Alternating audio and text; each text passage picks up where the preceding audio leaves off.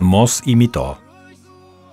Mos merr personalitetin e tjetrit, e ti humbasësh vlerat e tua, se vazhdimisht dëmton veten dhe i bën padrejtësi asaj.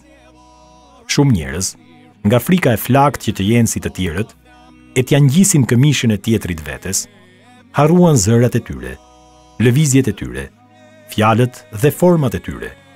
Dhe duke ecur pas mendje madhësisë së këtij artificialiteti, ju dorëzuan shkrirjes së vetvetes.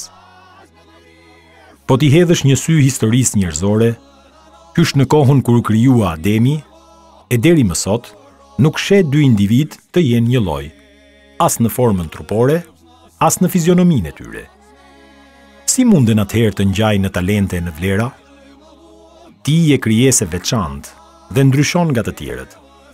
As nuk erdhi në këtë botë dikush para teje si ti, as pas teje nuk do të vijë kurrë. Ndaj, mos imito të tjerët, që të humbasësh dhe ta injorosh ekzistencën tënde. Përmbaju realitetit dhe kualitetit tënd, e me begatit që t'i dha Allahu i madhëruar. Secili popull ka një anë së cilës i kthehet. Ju shpejtoni drejt punëve të mbara. Kur'an. Jeto ashtu si u krijove. Mos e ndrysho zërin. Mos ndrysho vokalitetin e tij. As mos e kundërshto të ecurin tënd.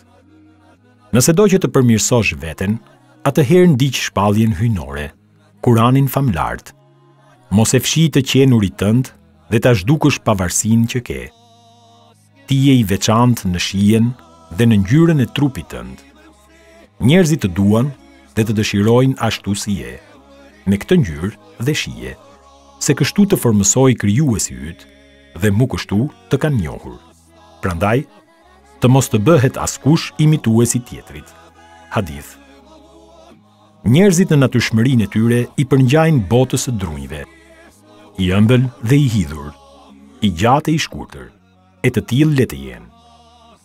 Nëse i përngjan bananes, mos u shndërro në ftua, nga se bukuria dhe vlera jote është që ti të jesh banane. Kuptoje pra, se lloj-llojshmëria e ngjyrave dhe gjuhëve, talenteve dhe aftësive tona, është një argument prej argumenteve të krijuesit. Ndaj, mos i moho argumentet e tij.